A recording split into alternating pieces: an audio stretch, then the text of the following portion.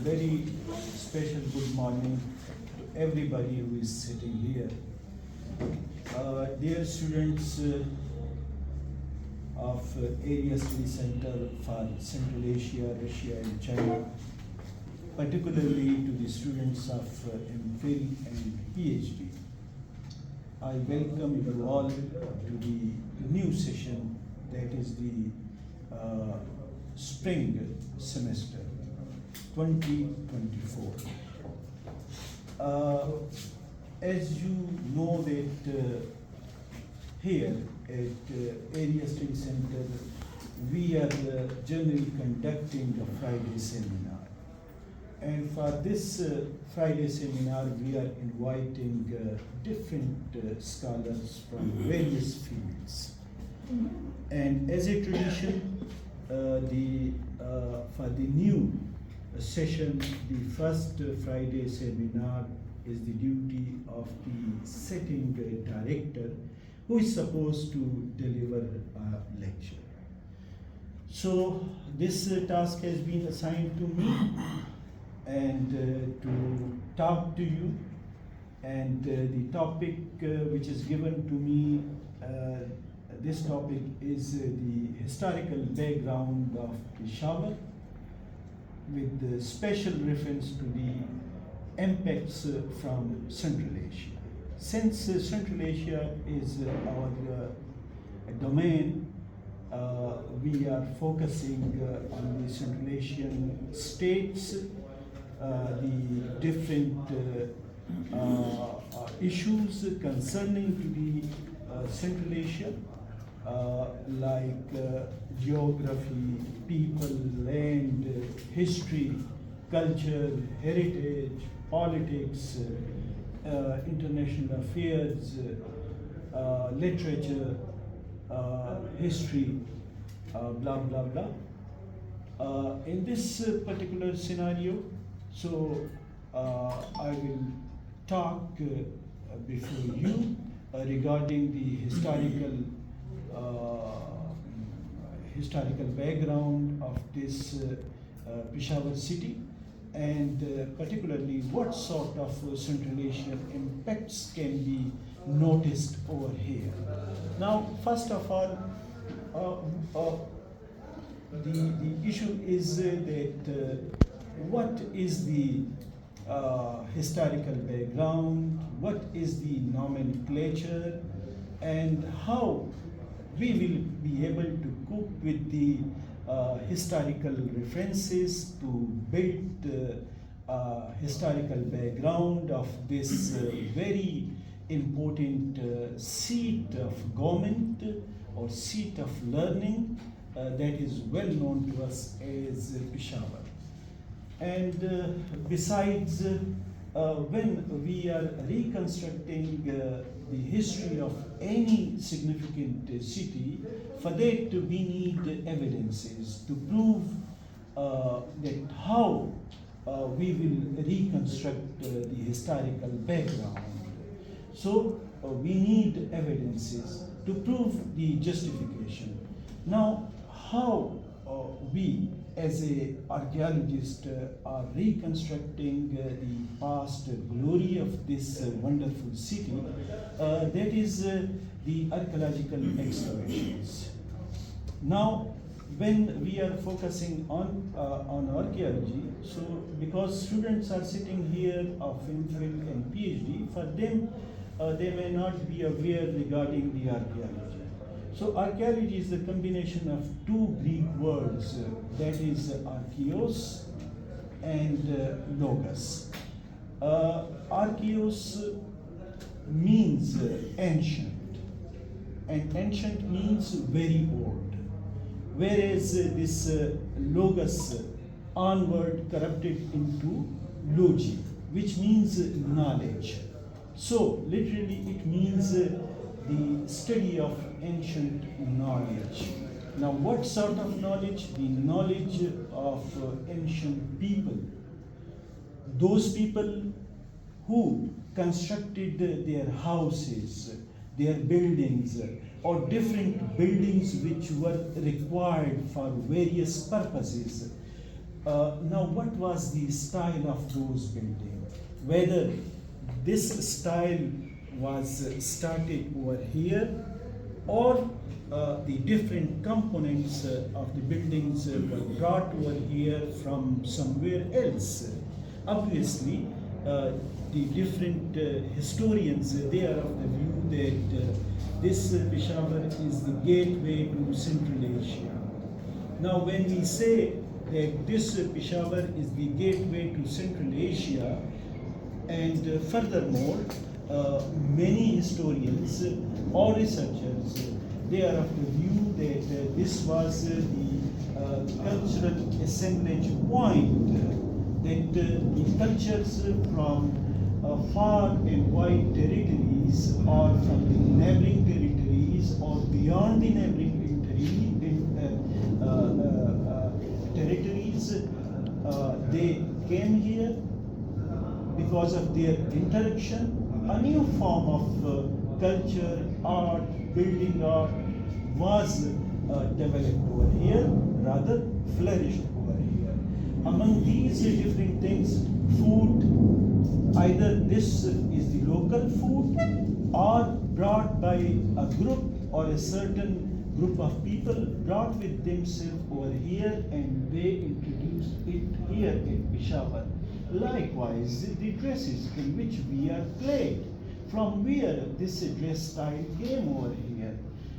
Similarly, the musical instruments which we are generally playing, from where such type of musical instruments came over here, which were introduced for playing music.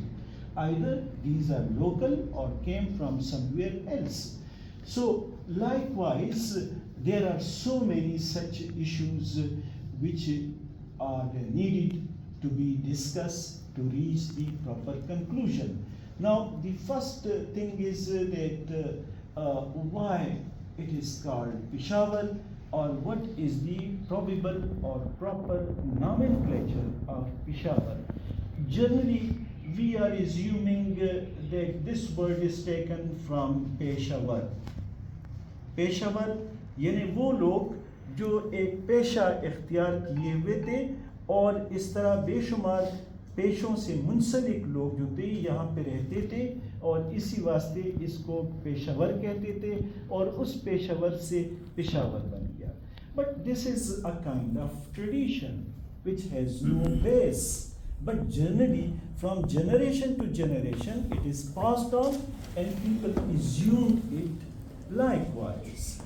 As a historian, generally, we are compiling the thing, basing on tradition, on hearsaying, but as an archaeologist, we never believe that a tradition is one of the significant sources. It might be an important source if evidences are not available. But in archaeology, we are conducting excavations, and through those excavations, from top, we are going to the bottom to expose the virgin soil where the cultural activities started. Now, question arises here that under whom these cultural activities were started. We are studying those objects reported during the course of excavation, and those evidences are playing a vital role in the reconstruction of history. So, this is the way we are going forward. Now, as far as the exact nomenclature is concerned, we are studying the different inscriptions reported during the course of excavation, or which are visible to us, are generally written on the rock surface, or sometime an inscription inscribed on the stone slab reported during the course of excavation. Moreover, coins are the other vital sources which are dating the site exactly. Apart from these things, as we know all that in the past the various geographers the historians, pilgrims who visited Peshawar, and they recorded in their accounts useful information regarding a particular city. In this way, we have a very significant inscription reported from Atak, and the scholars who studied that inscription, which was in Kharoshti, one of the popular style of writing which was very common here at Peshawar, is saying that this city was founded or mentioned for the first time in 109 of the Christian era. But one of my colleague, Dr. Naeem Khan and Dr. Naseem Khan and many others from the British Museum, Cambridge University, they work specifically on the chronology of the Kushan dynasty, whose king has been mentioned in that inscription. But in the early part of this 21st century, one of the significant inscription has been reported from Rabatak, located inside Afghanistan, and that Rabatak inscription was published by Harry Falk from Germany, a very significant scholar of paleography. That is the old inscriptions. In the Rabatak inscription, there are names of 4 important kings of early Kushans.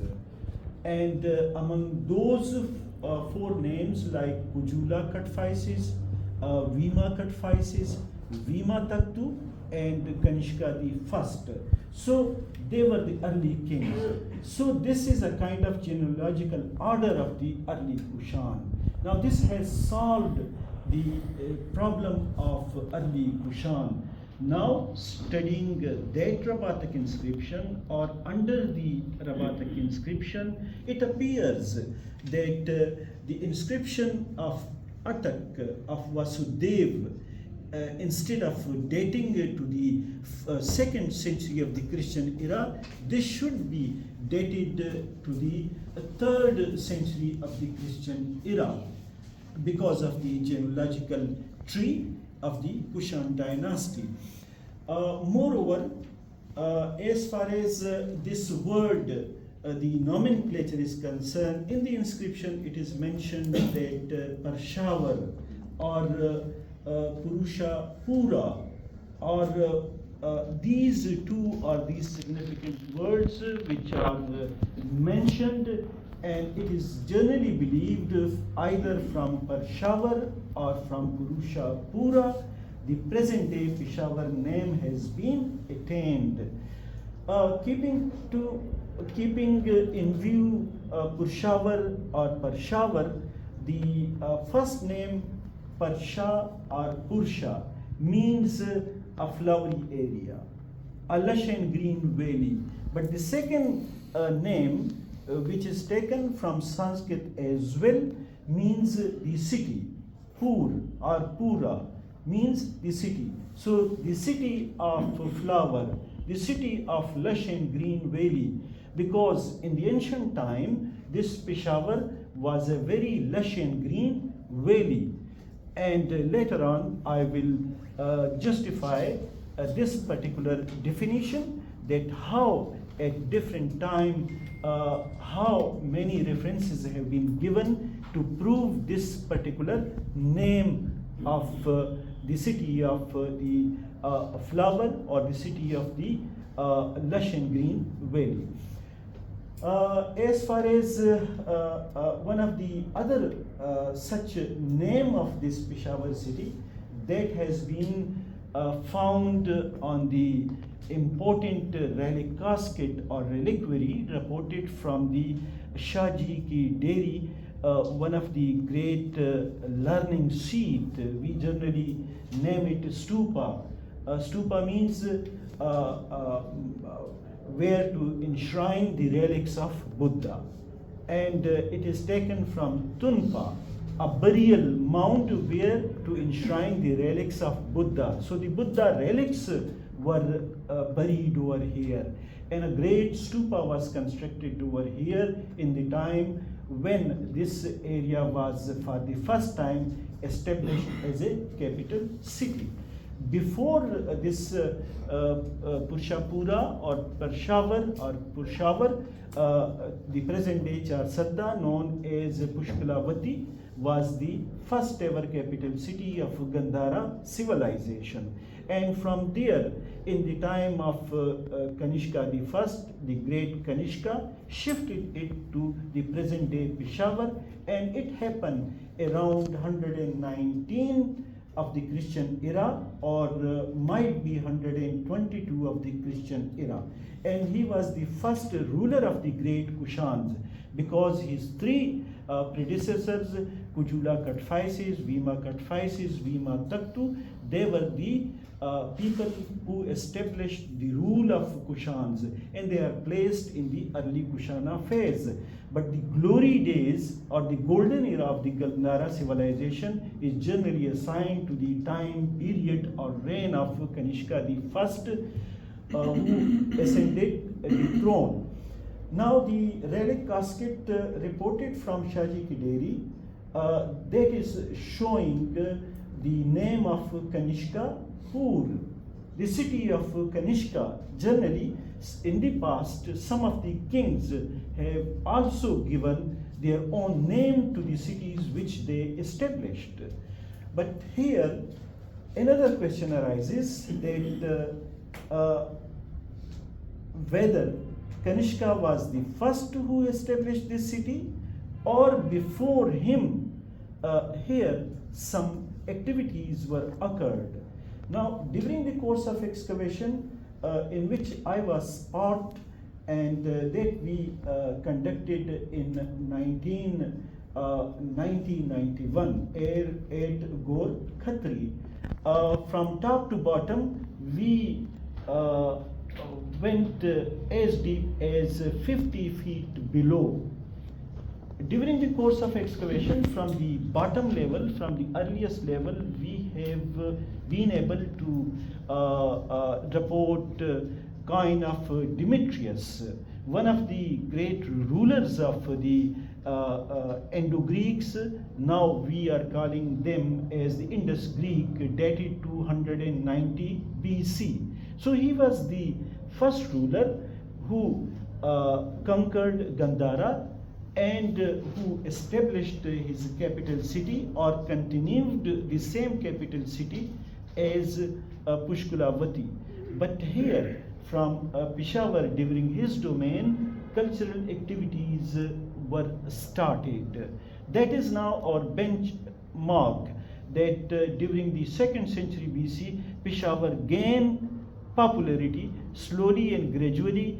Under the time of Kanishka I, the glory days started, which is considered as the golden age of the Buddhist civilization, of Gandhara civilization.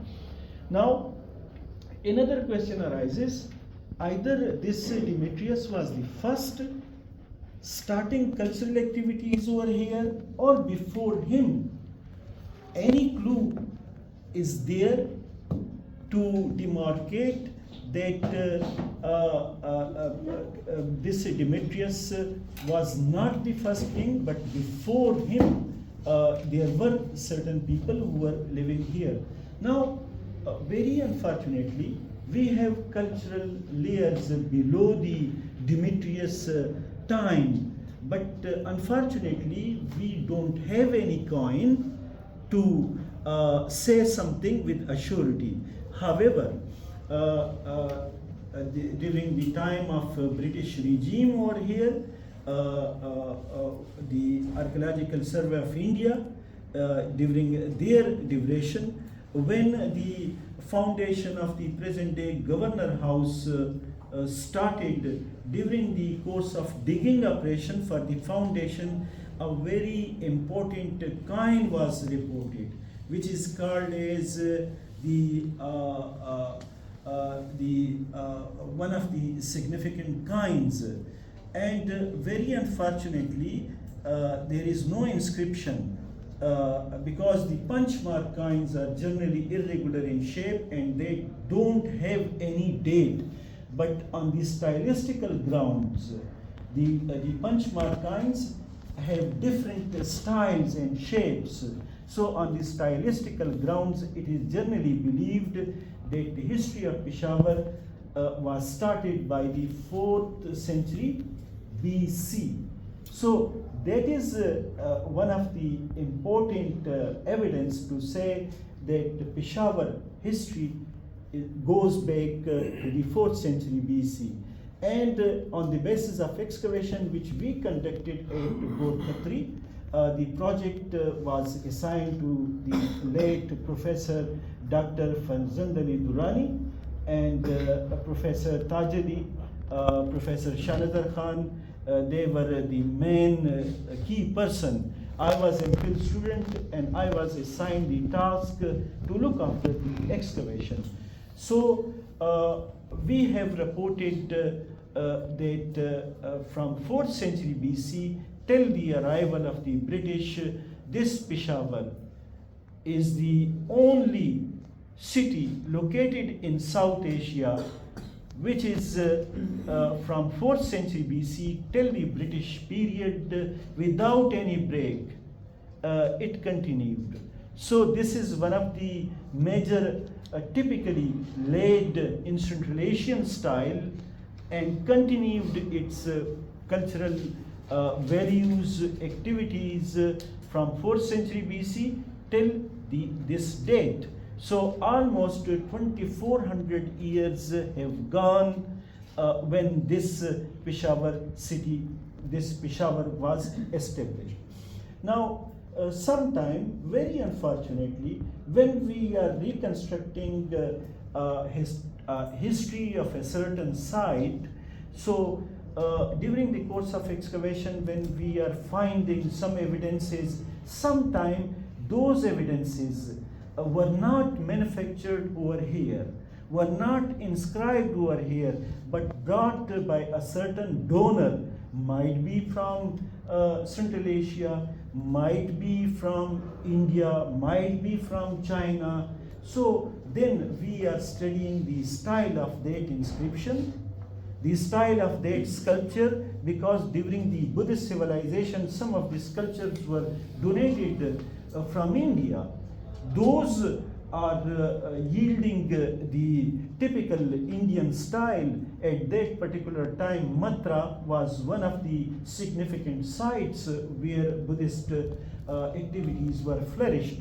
Now, what is the difference between the Mathuran sculptures and the Gandharan sculptures? Some of the key features, particularly the Mathuran sculpture, Buddha eyes are wide open, and here at Gandhara the eyes are half closed. So there at Mathura the wide open eyes are indicating towards the worldly affair, whereas here at Gandhara the half closed eyes are indicating to the religious affairs. Likewise at Mathura one shoulder is uncovered, but here at Gandhara both the shoulders are covered, whereas at Mathura we can see both the feet of Buddha, but here at Gandhara we can't see the feet of Buddha because both are covered. So these are some of the significant issues which are the baselines we are studying and we are fixing the dates.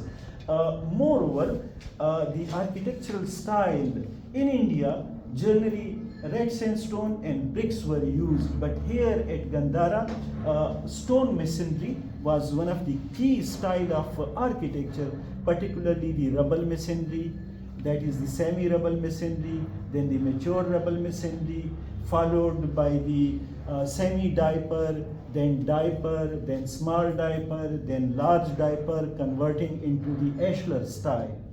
Likewise, we have so many other issues which are playing a major role in the reconstruction of history.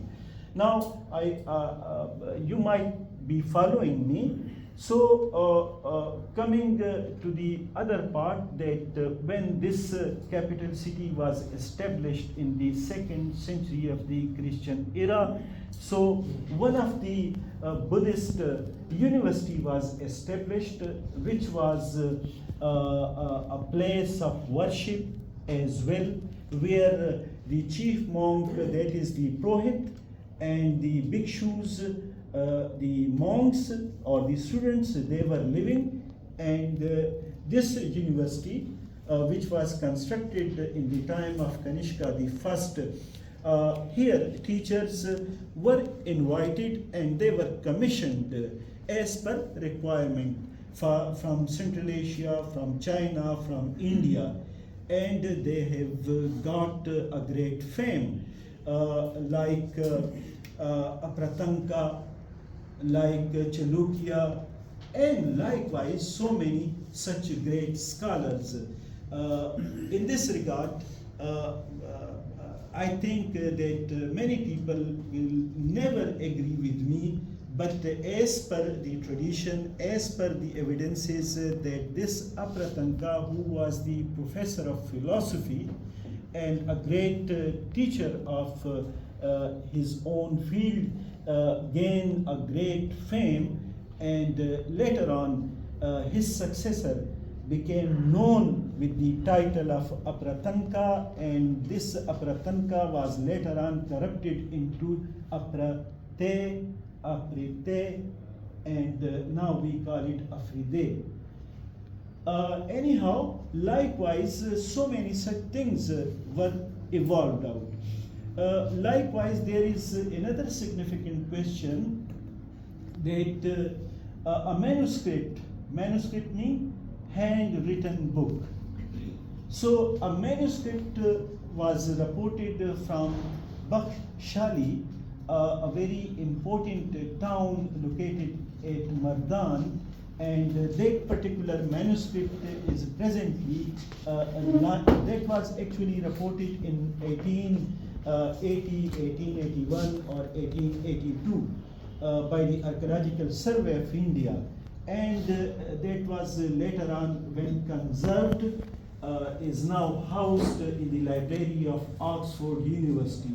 And it is believed that this book was written at Bakhshali, and the writing style is the Sharda script.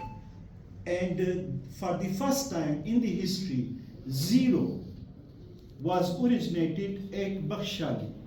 But many question arises here. Many great scholars have concluded this, that this book was written at Bakhshali. But this credit goes to my department of archaeology, University of Peshawar, and my teacher, they have studied it, and they reached to this conclusion that this book, this manuscript, never written at Bakhshali. This book was donated by a certain group of visitors who were trained in paleography, who were philosophers of the this particular Buddhism, and when they visited, so they donated this book, which is mentioning the number of 0. Now another question arises here, that where this Sharda inscription was originated or initiated. In this regard, many work has been conducted, and according to those references, research works, it is quite clear that this Sharda script was for the first time initiated inside the Sharda Valley at Kashmir, and the Sharda goddess. Sharda goddess' second name is Saraswati. On the bank of Saraswati in India, and we have changed the name of river Saraswati with the Darya Neelam, the river of Neelam. So the Sharda temple, which is also called as the one of the ancient universities, is located there, and this Sharda inscription was actually composed in the honor of Sharda goddess, and from there it disseminated to the other territories. Likewise, in its glory days, that is the 5th or 6th century of the Christian era, when this inscription or this script came into being, was this particular the poem written in the honor of Sharda goddess in Sharda, was then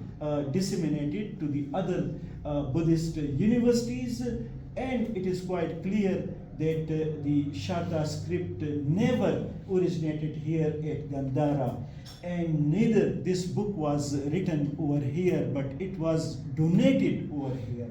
Now, coming to the point that by that time, what were the significance of this Bakshali?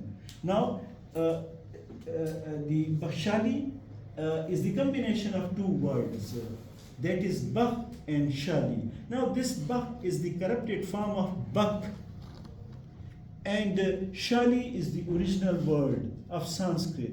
Now, in Sanskrit, Bak means rice, the rice husk. बक mean rice husk, यानी चावल का जो छिलका है उसको बक कहते हैं. Whereas this shali, even in present time, the Kashmiri people call the rice as shali. We in Pashto call it shole.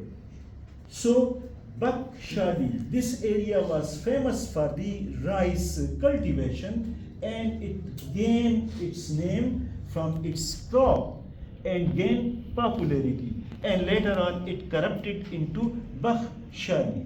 So these are our main or major goals which we are focusing and studying, and likewise giving a new narration to the history. So these are some of the significant issues. Now, focusing on this Peshawar, as I told you that right from the 4th century BC, significant evidences have been reported. In 2018 and 19, Department of Archaeology, University of Peshawar, under the supervision of Professor Dr. Gul Naeem Khan, who is a renowned numismatician. Numismatic means coin study. So he started excavation at Peshawar, particularly in the vicinity of Hayatabad, particularly on the back of PDA office. There we started excavation. Now, during the course of excavation, very authentic evidences have been unearthed. And those evidences are indicating that this was an industrial zone. And luckily, presently, that area is also called as Karkhane, or the industrial state area. So exactly, the present day industrial area or Karkhane is located actually in the past. During the 1st century BC, this was an industrial zone, and this was located on the main thoroughfare. This road is leading to Afghanistan and onward, linking with Central Asia. So it is giving us a very clear picture that in the past, when the traders were coming over here, this Peshawar was an industrial zone, and they were bringing their own commodities, were selling over here, and from Peshawar they were purchasing likewise, and they were taking those commodities alongside them and going to their homelands. So it is clearly in picturing us that Peshawar remain a very important places like the other significant stations in the ancient time. Now, coming to the other important feature, that later on this Peshawar importance goes on with the passage of time, when after the early Kushan the Great Kushan, and it was around 230 of the Christian era when a new kingdom replaced the Parthians inside Persia and on its neighborhood, the Sasanian Empire. The first ruler of Sasanian Empire was Ardashir. Ardashir launched a campaign and he defeated the great Kushans, and this became part of the Sasanians. But the Sasanian government never a sustainable government, and later on the later Kushans replaced the Sasanians or the great Kushans, but they were the vassal kings of the Sasanians. So this particular phase, starting from 230 up to 341 of the Christian era, is called as the Kusano-Sasanian phase, because during this particular phase we have a lot of impacts of the Sasanians which impacted not only this valley but the whole of the Gandhara civilization as well the Central Asian republics. Ardashir in his domain not only conquered Peshawar, he also conquered Afghanistan, and one of the names mentioned as Afghana was toppled down by the Ardashir army in a severe battle. And such references are quite clearly in picturing us that the Sasanian became master some part of the Gandhara, Afghanistan and Central Asia. But the Kusano-Sasanian, in this particular phase of time, we have so many things in the form of dresses, in the form of titles, in the form of different utensils, in the form of architecture, in the form of goddesses. We have taken so many things from their culture. Likewise, on the coins, there was one of the great titles which was used, which was borrowed from the Greek civilization, and they were using those titles for their kings on their coinage, like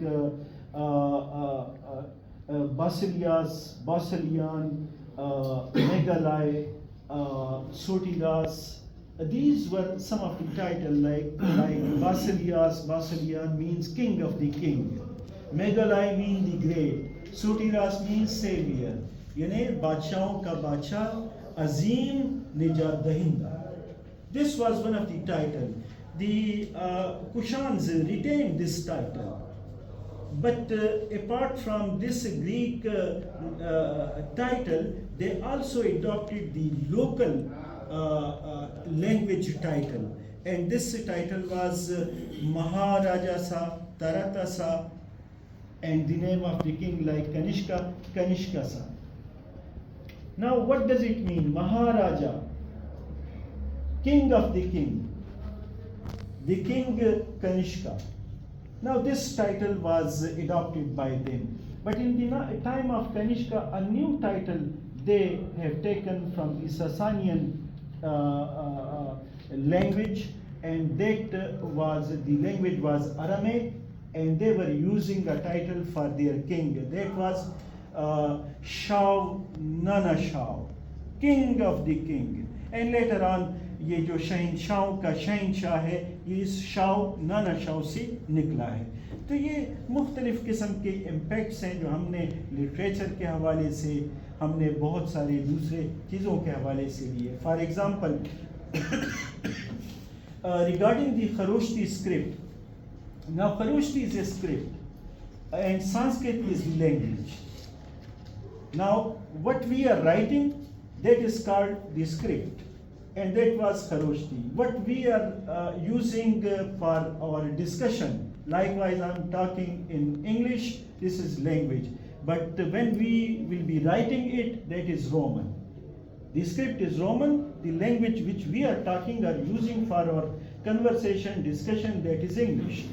Urdu is the language and Arabic is the script. So in the ancient और फिर आपको ये भी पता है कि एक ज़माना था कि आप जब हिंदी मूवीज़ देखते हैं तो आप उसको समझते हैं, लेकिन उसको हिंदी में लिखा जाता है। अब उसी हिंदी को जब आपने अरबी के अल्फ़ाबेट में कन्वर्ट कर दिया, वो उर्दू जिसको हम बोलते हैं, तो ये ज़माने के साथ मुख्तलिफ उसके तेवर जैसे बदलते हैं, मुख्तलिफ टर्न लिए जाते हैं और मुख्तलिफ चीज़ें जो हैं वो वजूद में आती हैं। थोड़ा सा पानी जो है। तो ये एक डेवलपमेंट की एक बहुत बड़ी एक कड़ी है। आगे जाते हैं कि जी Kusano-Sasanian, as I told you, they ruled until 341 of the Christian era. Now, in the past, the scholars, historians, archaeologists, philologists, paleographists, they were of the view that the Kusano-Sasanian were replaced by the Kedara Kushans. And every scholar in the world, they believe in this theory, that the Kusano-Sasanians were replaced by the Kedara Kushans, and Kedara was from the Kushan dynasty. But some of my colleagues, whose work has been recognized by the international community, particularly by the Britishers, by the archaeologists from the Cambridge University, from the British Museum, from Germany, from France. Kedara belongs to a separate family. He is not part of the Kushan period. Now that has been placed as a separate dynasty, and they are called as Kedarites or Kedaris. So Kedara, who formed a new dynasty known as Kedarites in 357 of the Christian era, and Peshawar retained as a capital city. During their domain, this Buddhism was the state religion. With the same zeal, with the same philosophy, the things goes on. They ruled until the arrival of white Huns. इसको सफ़ेद हंस हम कहते हैं. White Huns, the European named them as white Huns. The Arabs, they gave a separate name as Hayatira. But their original name is Hyung-New. They were Chinese, they were barbarian. In the 2nd, 3rd century BC, they defeated the Yuchis, a Chinese tribe. And they drifted, they were divided into two groups. One of them drifted towards the Tibet territory, and the second, they came through the Silk Route into Central Asia. Now, the person who was commanding this second group, who came to Central Asia, his name was Kushan. And when he dominated, captured a certain territory for himself, where he formed his government, they became known as Kushan, because of the Kushan. And thereafter they defeated the various occupied people of Central Asia, like the Scythians, like the Indo-Greeks, and they formed their own government, and later on, under Kujula Phases, they captured the whole of Gandhara, and they became the master of this area. So when the Hyung-New, they came here, they were actually barbarians. So they plundered each and everything, whatever came in their way. They gave fire, they slaughtered the people. Some of their rulers, like Mahira Kula, and Lagatoramana, they are well known. They were here for until 517 of the Christian era. Rather, they spread it within the subcontinent territories, and evidences have been reported from the present-day Sialkot. They have been to Kashmir as well. So this was a time which was very crucial, and which was a very critical phase of time for the people who were living over here. But it was around 640 until 647, one of the rulers, Harshavardhan, who controlled these regions, and once again the Buddhism restarted over here. But when he was murdered, with him the Buddhist religious activities ended. Now, how such information came to us? Now, this is a very important question. As I mentioned before you, that many travelers, many geographers, historians, pilgrims. So for me, the pilgrims, one of the groups, and they played a major role in the reconstruction of any historical reference or background. Because one of the Chinese pilgrim, in the past we call him Huan Sang, but this pronunciation is incorrect. Now, in last 5-6 years, the exact pronunciation of Huan Sang is now very clearly notable to us, and that is the Xuanzong. Now, the actual pronunciation is Xuanzong, not Huan Sang. So Xuanzong started his long journey from China. He has taken the route of Silk Route, came to Turkmenistan, from there passing through different territories, finally entered into the present-day Afghanistan. Then he traveled into the present-day Pakistan, and the first city which came under his journey, that is this Peshawar. And it happened in 629 or 30 of the Christian era. He started his campaign in 647 and went back in 648-49. So his journey took around 21 or 22 years, a long journey. And he compiled his autobiography, that is Fawa Shulin. And he mentioned each and every detail, even a minute detail, a very tiny episode in his account. And his account has been translated by Samuel Beal, which is considered as one of the authentic translations. And according to that, the different territories from here, he has been to Swat, Taxilia, even he visited the Indian territories, Kashmir, and many other territories. And he has given the name of those rulers, the environments of that particular time. He mentioned all of them. And to tell you that he came to Peshawar, and he has given a lot of information that here at Peshawar there is a Kung Shing, a great palace, a royal palace.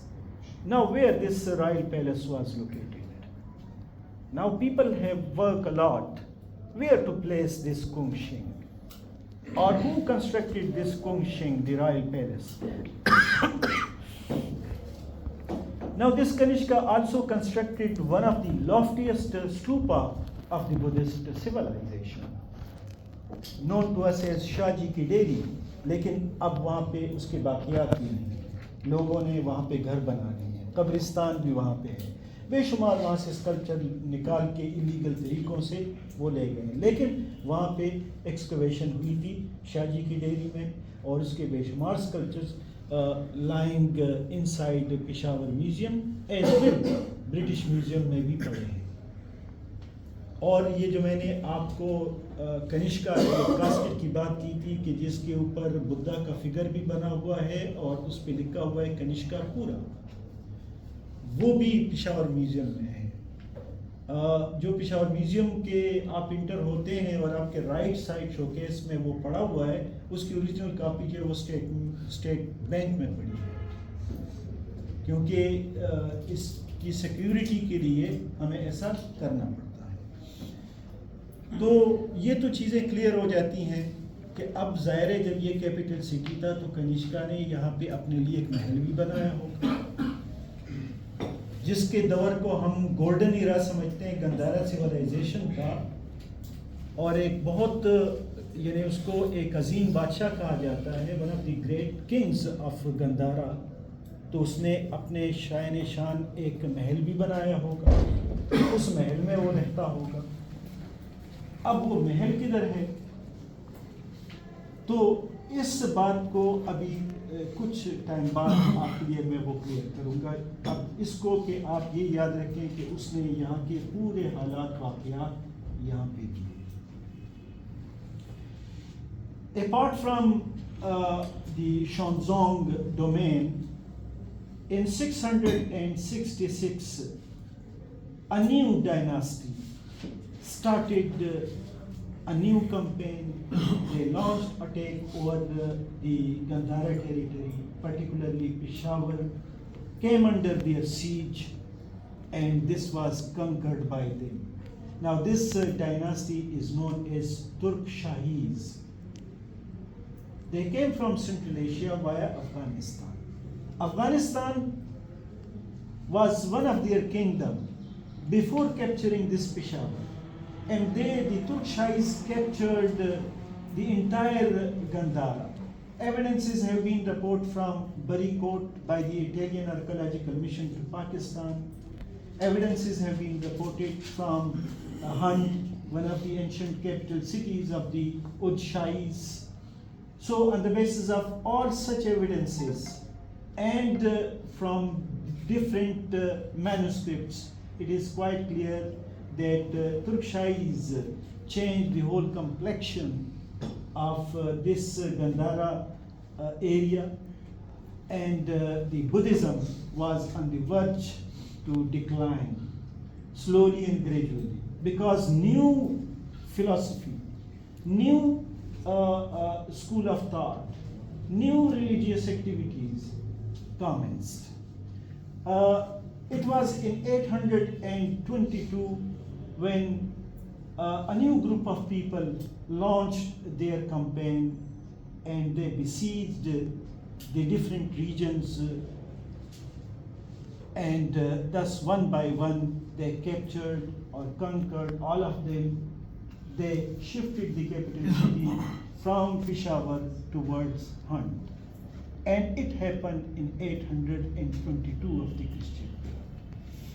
Now, most of the Western scholars, Indian scholars, and some of the Pakistani scholars, they have given them a German name as Hindu Shahis, because they were worshipping the sculptures or iconography, and among those sculptures, different Hindu deities are quite clear or visible. Therefore, they have been given this particular name as Hindu Shahis. Now, when Al-Biruni, Abu Rihan Al-Biruni, who came here in the army of Mahmud of Ghazna, he compiled a very versatile book. And this book has been translated by Sir Alexander Cunningham. one of the journals of British government, and a very renowned archaeologist. He translated this with the title of The Ancient Geography of India. बहुत ज़बरदस्त किताब है, इसमें इस खित्ते की inch की detail है, लोगों के बारे में, खुराक, पोशाक, रूलर्स के बारे में. He mentioned the Hindu Shahis with the title as Shahiya. उसने कभी हिंदू शाही नहीं लिखा. मेरे एक प्रोफेसर हैं, professor doctor Abdul Rahman. He has done his PhD from Canberra University, Australia, and his supervisor was L.K. Basham, a very renowned historian. और इसकी किताब है The Wonder That Was India, बहुत मशहूर किताब है.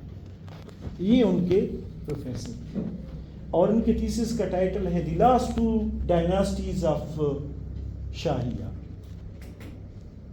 इसी किताब में उन्होंने बड़ी तरतीब के साथ, डिटेल के साथ डिस्कशन की है. He reached to this conclusion that instead of Hindu Shahis, they may be called as the Ud Shahis.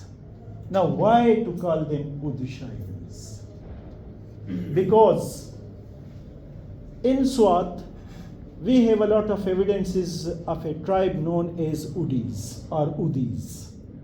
One of the villages which came in your way when you will be visiting Mingawara, Udi Gram. Gram mean village or town. Udi, the name of the tribe. The Udi's town or the Udi's village.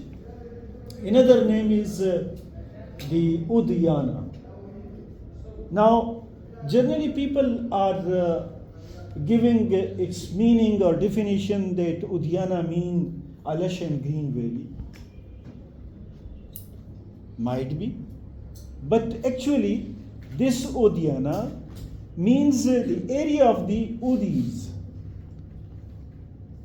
Now, since the generalized name given to Swat as Udyana, clearly in picturing us that this was the area of the Udi tribe who dominated Swat. And the Udyana, the Udigram, where one of their castle is located, and it is generally believed that when Mahmud of Ghazna launched attack over Swat, so it is generally believed that one of the kings, Raja Gira, was the king who was defeated. But here also a question arises here that who was this Raja Gira? Is it a name of a king or a title? अगर ये नाम है तो फिर उनके coins पे इसका नाम होना चाहिए. इसके दौर में जो काइंस हैं उसके ऊपर इसका टाइटल, इसका नाम ही नहीं है और ना कहीं राजा गिरा काइंस पे है. इसके माने ये लगते हैं कि ये कोई गवर्नर था या एक चीफ एडमिनिस्ट्रेटर था and who was assigned to look after the Udyana और द प्रेजेंट डे स्वात. अब इस राजागीरा जो है, इज इट अ नेम और ए टाइटल?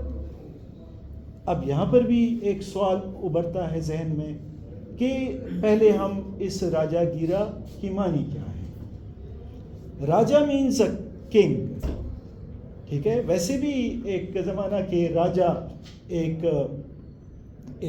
नवाब या एक मालदार शख्स या एक चीफ्टन को कहा जाता था. लेकिन गीरा जो है इसकी क्या मानी है? Actually Gira is a Sanskrit word which means a lofty mountain. And some time you might be noticing clouds about the mountain top.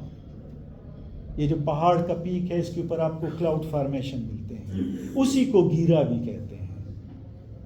यानी ये जो नाम है इसका नाम कुछ और है, लेकिन ये टाइटल उसकी अजमत को बढ़ा चढ़ा के पेश करने के लिए उसको दिया गया है. راجا گیرا، یعنی بلند ترین یا عظیم ایک راہبر یا رہنما۔ اب یہ جو قوم ہے اد شائز، انہوں نے سوات سے نکل کے ملکنڈ کے ایریا، مردان ویلی، سوابی، چارسدہ، پشاور، لغمان افغانستان تک، اور پھر لاہور تک، اور پھر پورا سرائیکی بیلٹ انہوں نے قبضہ کر لیا اور اپنی گورنمنٹ انہوں نے بنا لی اور ڈومینیٹ کرنا شروع کر دیا یہاں پہ۔ اور 822 سے لے کے تقریباً 1080 تک انہوں نے گورنمنٹ کی فار اباؤٹ 178 ایئرس۔ اور چونکہ یہ آئیکنوگرافک ورشپ کرتے تھے، لہٰذا جو انڈیا میں ان کے ہم پلہ جو دوسرے حکمران تھے، جس میں Chalukya dynasty, Chauhan dynasty and so many other, ان کی کولیشن بنتی تھی اگینسٹ دی مسلم ڈومینیشن۔ اور انہوں نے capital city they shifted from Peshawar towards Hund. In the inscription in the literary account the name of Hund has been mentioned as Ud Bandepur. Now Ud is the name of that dynasty or the dynastic name. Bande in Sanskrit means a village or a town. ہم پشتو میں بھی بانڈے کو استعمال کرتے ہیں، ٹھیک ہے، اور پور جو ہے یہ city, so the city of the اد، جیسے میں نے آپ کو کہا کہ کنشک پور، دی سٹی آف کنشک، بادشاہ اپنے خاندان یا اپنے نام پہ سٹیز بناتے تھے، تو وہ ان کی سٹی بنی اس لیے کہ وہ جیو اسٹریٹجیکلی ہنڈ از سو امپورٹنٹ، وہاں پہ ایک پورٹ تھا اور یہاں سے کراسنگ ہوتی تھی، ریور کے ذریعے ٹریڈ ہوتا تھا ان کا، اور یہاں سے کراس کر کے آپ اکراس دی انڈس آپ ایک نئی ٹیریٹری، ایک نئے زون میں داخل ہو جاتے ہیں۔ Now all these things are clarifying that the Ud Shahis they were controlling a vast territory from the capital of Ud Bandepur۔ اب ان کا غزنوید امپائر کے ساتھ کیا ایسے ٹسنگ شروع ہو گئے، اس طرح تھا کہ یہ لوگ پشاور سے نکل کے لغمان کو کیپچر کر لیا، پھر کابل کے اوپر چڑھائی کرتے تھے، تو دی پیپل آف کابل اور دی کابل شاہی جو تھے they were very highly annoyed from all such activities، ان کو نقصان پہنچتا تھا، بدامنی شروع ہوتی تھی، تو for the first time Alaptagin came here to push back the Ud Shahis in 962۔ He captured Peshawar، لیکن Ud Shahis نے اس کو دوبارہ قبضہ کر لیا۔ In 977 سبکتگین، اور سبکتگین جو تھا یہ گورنر تھا، اور سمانی ڈائناسٹی تھی، ایک ترکمان ڈائناسٹی تھی جو کہ ایک انڈیپینڈنٹ ڈائناسٹی کے طور پہ رول کر رہے تھے، اور انہوں نے اس وقت کا جو عباسیڈ کا رول جو تھا اس کو چیلنج کر کے انہوں نے ایران کے علاقے سینٹرل ایشیا کو یہ آزاد کروایا، اور ایک انہوں نے گورنمنٹ، اور ان کا جو سیٹ آف گورنمنٹ تھا وہ بخارا سے رول کرتے تھے۔ اسماعیل سمانی جو تھا اس میں ایک بڑا پاورفل بادشاہ رہ چکا ہے۔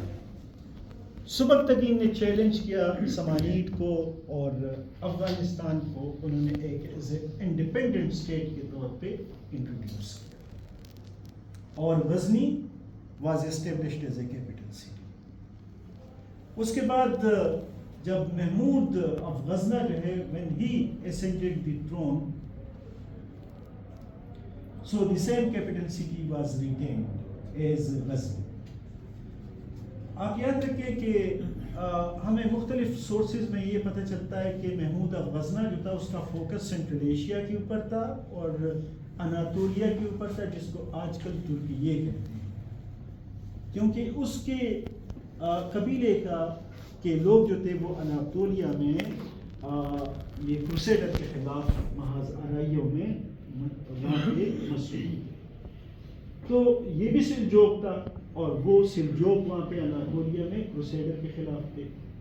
الپ ارسلان بڑا مشہور کنگ رہا ہے وہاں پہ، لیکن ان شاہیز کے جو اٹیک تھے اور جو نقصانات پہنچاتے تھے اس نے اس کو مجبور کیا کہ instead of focusing on Central Asia and Anatolia اس نے فیصلہ کیا کہ پہلے ان سے نکلیں.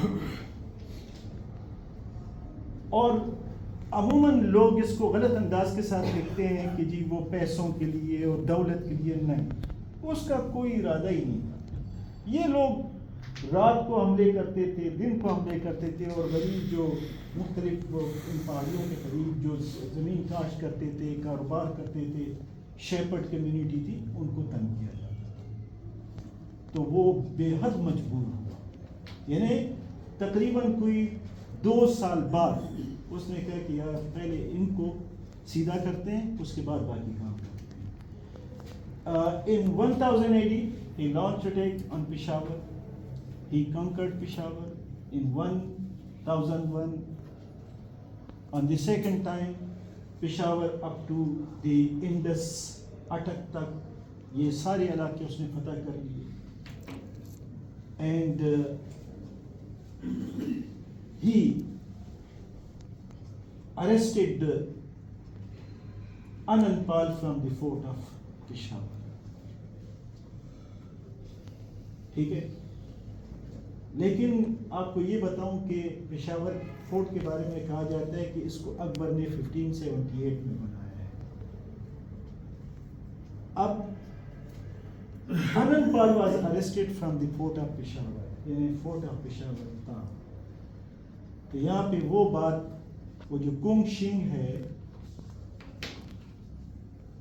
اور وہ جو ظاہر بادشاہ کیپٹل سٹی بناتا ہے، اپنے لیے ایک رائل پیلس بناتا ہے، ایکچولی وہ جو کنگ شنگ تھا وہ جس مقام پہ تھا وہاں پہ سیورل سیولائزیشن ادوار گزرے، ہر ایک نے اپنے دور میں اس کو ریکنسٹرکٹ کیا، ریکنسٹرکٹ کرتا رہا.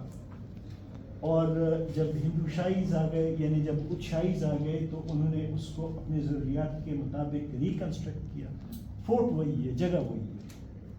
اب Anandpal was arrested from the fort of Peshawar. ٹھیک ہے. اس کے معنی یہ ہے کہ اکبر نے نہیں بنایا. یہاں پہ پھر ہسٹورین نے غلطی کی. اب یہاں پہ آرکیالوجسٹ کی ریکنسٹرکشن جو ہے آف ہسٹری کی وہ کام کر گئی. نو محمود اب غزنہ نے یہاں پہ اپنا اکنامی بھی چھوڑ دیا، اپنی آرمی بھی یہاں پہ چھوڑ دی کہ اب ان کو جو ہے میں نے سبق سکھانا ہے. In 1004 he conquered Multan. اب وہ 2 دفعہ تو پشاور کی طرف سے آیا، لیکن باقی اس نے کیا راستہ اختیار کیا، یہ جو وزیرستان میں وانا وغیرہ ہے وہاں سے گومل ویلی انڈس کو کراس کیا تو آپ کے سامنے پھر پلینز ہیں. پلین میں ٹریول کرنا بڑا آسان ہے. اور اس طرف سے اس لیے آیا کہ جو یہ خان میں کافر کوٹ ٹیمپلز ہیں وہاں پر بھی یہی جے پال اور ان کی آرمی وہاں پہ تھی. اور ہنڈ ادبانڈے پور کیپچر جب کیا محمود اب غزنہ نے تو انہوں نے کیپٹل سٹی شفٹ کر دی. کہاں پہ؟ نندنا میں، سالٹ رینج میں. اس کو بھی کیپچر کرنا تھا. تو 1004 میں ملتان واز کنکرڈ بائی ہم. اور and later on 1006 میں Lahore was captured and his 7 attempts, his 7 campaigns, کیونکہ وہاں پہ چلوکیا اور چوہان ڈائناسٹی خود شاہیز کو سپورٹ کر رہی تھی، ان کے پاس بہت زیادہ ویلتھ. اب ان کے روٹس کو ختم کرنا تھا کہ اس کے لیے جو پرابلم تھا، اور یہ لوگ پیسہ اکٹھا کر کے اور اپنی ایک کھود بنا کے وہ آتے تھے. تو اس چیز کو جڑ سے اکاڑنے کے لیے اس نے فائنلی یہ سوچا کہ اب ہمیں ان علاقوں میں جانا ہے جہاں پہ ان کی وہ ویلتھ اکٹھی کر کے آرمی کو ٹرین کرتے ہیں، گروم کرتے ہیں اور ہمارے خلاف بھیجتے ہیں. تو ان 7 اٹیکس میں Somnath was one of the most important campaigns. اور وہ اس طرف سے آتا تھا دہلی وغیرہ سے ہو کے، اور پھر وہ سومناتھ، اور پھر وہاں سے سومناتھ پٹن، اس کے ساتھ گجرات بھی ہے، اور پھر جیسلمیر سے ران آف کچھ سے ٹھٹھا، اور ٹھٹھا سے پھر شکارپور، جیکب آباد، بولان پاس، چمن اور غزنی قریب پڑتا ہے، یہاں سے چلا گیا. انہوں نے اس کی کمر ہی توڑ دی اور وہ ہمت پھر نہیں کر سکے. لیکن this gave birth to numerous other projects. For example Sufism کا آغاز ہوا، بزرگان دین آئے، جس میں حضرت علی، حضرت دادا بخش صاحب جو ہیں وہ بھی غزنی کے ایک افغان قبیلے سے، پشتو سپیکنگ قبیلے سے تعلق رکھتے ہیں، وہ آئے، بے شمار اور بزرگان دین بھی. اور یہ جو حکمران آئے ان کے توسط سے وہ دین بھی پروان چڑھا، وہ مضبوطی بھی آ گئی اور افغانستان اور پشاور محفوظ زون میں. Beside the Mahmud of Ghazna campaigns, this area then came under the sway of Ghawris. They repaired the fort of Peshawar. When Shahabuddin Ghawri died in 1206, and very unfortunately Mahmud of Shahabuddin Ghawri was an issueless king, یعنی اس کے نرین اولاد نہیں تھی. So he distributed his government within 3 slaves. Qutub الدین ایبک لاہور سے اوپر India, اور ناصر الدین قباچہ یہ شورکوٹ سے اوپر پورا سرائکی بیلٹ اور سندھ بلوچستان، اور تاج الدین یلدوز جو ہے یہ بھی اس کو انڈس اور یہ ہمارا یہ خان گومل ویلی اور غور غرجستان تک یہ علاقے یہ اسائن کیے گئے. دین ٹرک شاہیز جو جن کو خاندان غلامہ کہتے ہیں، ان کے لیے بھی پشاور واز سو امپورٹنٹ. ٹھیک ہے. اپارٹ فرام دیم پھر جب ہمارے پاس خلجی آئے، علاؤ الدین خلجی کے لیے بھی پشاور واز ویری سگنیفیکنٹ. ٹھیک ہے. اور پشاور ابھی بہت انجوائے کر رہا ہے، ایک ٹریڈ سینٹر ہے، سینٹرل ایشیا کا ہب ہے، ساؤتھ ایشیا کا ہب ہے، چائنیز کی طرف جانے والے راستے بھی یہاں سے ہو کے جاتے ہیں. تو ایک بہت امپورٹنٹ سٹی کے طور پہ یہ ایمرج ہو کے آتا ہے. خلجیز کے بعد سیدز آتے ہیں، تغلق آتے ہیں. تغلق دور میں فیروز شاہ تغلق دور میں بھی پشاور جو ہے وہ بہت وائٹل رول پلے کر رہا ہے، پورے ہندوستان کو یہ فیڈ بیک دے رہا ہے کیونکہ یہ ٹریڈ سینٹر تھا، یہاں پہ انڈسٹریز تھی. ٹھیک ہے. اس کے علاوہ 1351 سے 1388 تک فیروز شاہ تغلق تھا. فتوحات فیروز شاہیہ ایک بڑی مستند کتاب ہے، اس کو اگر آپ ریڈ کریں گے آپ کو بہت کچھ ملے گا. پھر یہاں پہ سیدز آئے. سیدز 1414 سے 1450 مبارک شاہ سید بڑا امپورٹنٹ کنگ رہا ہے، اس کے دور میں بھی اس سٹی کو بہت اہمیت دی گئی. پھر اس کے بعد لودھیز آئے اور Bahlul Lodhi 1450، Sikandar Lodhi, Ibrahim Lodhi was defeated by Zahir uddin. اب ظہیر الدین بابر جو ہے ایک جسٹ 5 منٹس. ظہیر الدین بابر 1505 میں پہلی دفعہ آیا. صفویڈ گورنمنٹ آئی تو وہ فیملی کو اچھے نہیں سمجھا، ان کو سلاٹر کرنا شروع کر، ان کے لیے زندگی بڑی تنگ. یعنی آئدر آپ علی صاحب کے گروپس میں آ جاؤ اور یا یہ علاقہ چھوڑ دو یا ان کو سلاٹر کیا. تو فرغانہ کو چھوڑ کے 1505 میں یہ پہلی دفعہ پشاور آیا and he stayed in the fort of Peshawar. 1526 میں finally he decided he stayed in the fort of Peshawar. یہاں سے ہو کے وہاں پہ اس نے فتح حاصل کیا. Humayun he also stayed in the fort of Peshawar. جب یہ کابل سے واپس جا رہا تھا، ری کیپچر کرنا چاہ رہا تھا اپنی لاسٹ گورنمنٹ کو. اور اکبر نے پھر 1578 میں Qasim Khan was given the task to construct the Khyber pass, a link road between this part of the world and Afghanistan. So he was assigned a task to construct this fort, so he reconstructed the fort. اور پھر اس کے بعد جب جہانگیر آتا ہے, Jahangir while going to Afghanistan to visit Kabul, because Kabul was in his domain, 16, 17, 18 میں he stayed in the باغ ظفر خان, جو پشاور میں داخل ہوتے ہی وہ باغ تھا. اور پھر اس کے بعد یہاں شاہ جہاں, his daughter جہاں بیگم in 1640 she stayed in the fort of Peshawar, اور اس نے گورگتری یہاں پہ ایک سرائے بنائی, سرائے جہاں آباد اور سرائے گوردر. And later on when Aurangzeb Alamgir killing his brothers and put in prison his father, or finally who died in prison, Shah Jahan, this Peshawar gained popularity. یہاں کا گورنر تھا نواب سعید خان, اور یہ نواب سعید خان وہ شخص ہے کہ جس نے قندہار جو ایران ہم سے چھین چکا تھا, گورنر تھا علی مردان خان, اس کے ساتھ اس نے اچھی کوارڈینیشن بنائی اور ہی سرنڈرڈ. اور محبت خان, جس نے محبت خان مسجد بنائی ہے, this محبت Khan, his actual name was Mirza Lohrasib Beg, his father name was Mirza Zamana Beg. Both were entitled as Mahabat Khan, Mahabat Khan 1, Mahabat Khan 2.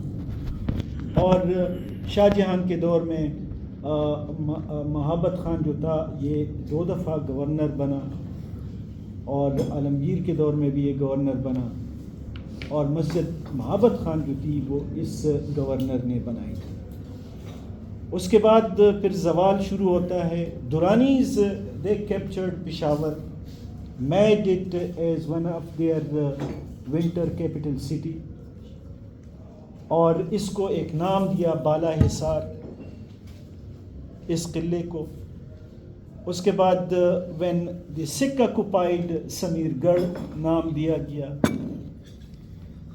1827 میں نوشہرہ کی جنگ ہوئی اور مسلمان جنگ جیتتے جیتتے ہار گئے, کیونکہ ہر جگہ پہ کالے بیڑیے ہوتے ہیں. کچھ لوکل ٹرائبز نے they were bribed, لیکن finally Akbar Khan killed or murdered Hari Singh Nalwa in 1838. The Britishers they occupied the fort, پھر وہ bribe ہو گئے یہاں پہ لوگ. And in 1847 they captured Peshawar, and finally in 1947 14 اگست کو جب پاکستان بنا تو قلعے میں ہماری FC ہے, اور اس میں بہت کچھ آپ کو پرانا نہیں ملے گا. مغل پیریڈ کی چند ایک چیزیں, سکھ پیریڈ کی, دورانی پیریڈ کی, اور برٹش پیریڈ کی. ناؤ تھینک یو سو مچ. اگر آپ کے پاس کوئی کویشچن ہے تو مجھے بتائیے گا پلیز. ابھی ریلیکس ہو کے